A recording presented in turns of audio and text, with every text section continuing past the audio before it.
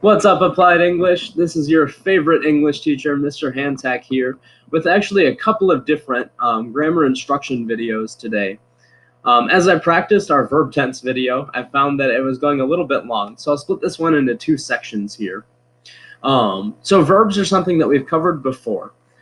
We know that there are action verbs, verbs like run and walk and hit and think and say and scream, things that we do with our bodies, our voices, our minds. And then you have your linking verbs, forms of to be. Am is are, was, were, be, being, and been. This verb tense here, tense has to do with how verbs work in time. It describes when a verb, when an action, or when a state of being is taking place. The basic ones that we know already are present, past, and future. So I just want to kind of review these in this first video and then make a second for the perfects, which are a little bit tougher. The present tense is the one that's most obvious for us. Really, when we talk about verbs in general, we talk about them in the present tense, so it feels natural. But the present tense is used to describe events that are happening right now, right this very moment. To form these, all we have to do is take the root form of the verb. Let's take run, for instance, and add an S or an ES if you have a third person subject. So for the verb run, if my subject is I, it's I run, present tense.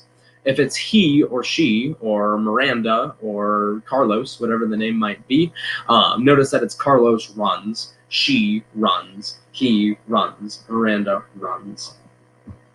Our main present tense linking verbs are am, is, and are. All three of those are present tense, and they're just conjugated differently. I am, he is, you are. So check these examples. I eat pears. So you see you've got the present tense, which is verb eat. It's happening right now.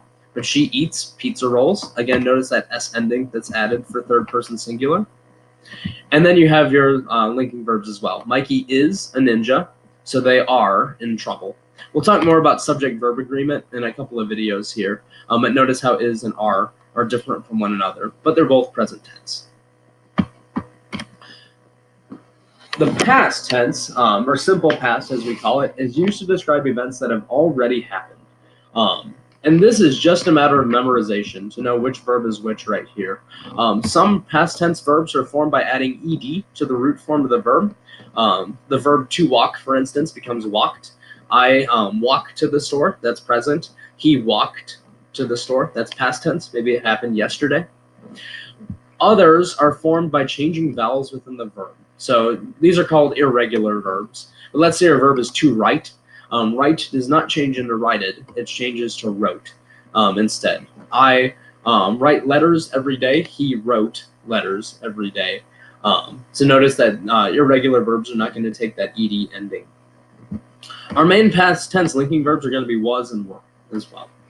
So notice how that works. The punk kids rang the doorbell. Again, irregular verb. Ring changes to rang, not ringed. Then jumped, regular verb, in the bushes. Both are past tense. When I was your age, that was a while ago, streaming services were not invented yet. True story. I think Netflix came out my junior or senior year of high school, but it wasn't a streaming service. It was a service where you could request DVDs through the mail, and they would mail you physical copies of DVDs that you would return back in the mail and get your next DVD as well. It's come a long way. But those are all things that have happened before in the past. The third simple tense, as we call them, is the future tense, which is used to describe events that will happen at a later time. So they have not happened yet. Future tense action verbs are super easy to form because all you have to do is add the helping verb will before the root form of the verb. So instead of I run to the store, it's I will run to the store. Maybe that's going to happen in 3 days.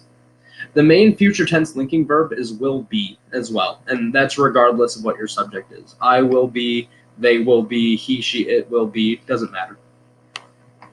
So notice action verbs. My body will pass away, true story, in the next 80 years, but my soul will live forever. Another true story right there. You will be a legend, again, will be, and they will be jealous. No difference between you and they there in the future tense. I want to finish this video by kind of showing these 3 different tenses on a timeline. So my sentence is, Jesus rescued me in 2007. I serve him as a teacher now, and I will be with him in heaven when I die. Notice I've given 3 different time markers in this sentence. 2007 was 12 years ago. Now is now. And when I die is going to be in the future. And notice how that works. In the past tense, I've got this part of the sentence. Jesus rescued me, ed ending. Present, I serve, present tense verb, him as a teacher. Future, I will be in heaven. Notice the future tense will be right in there.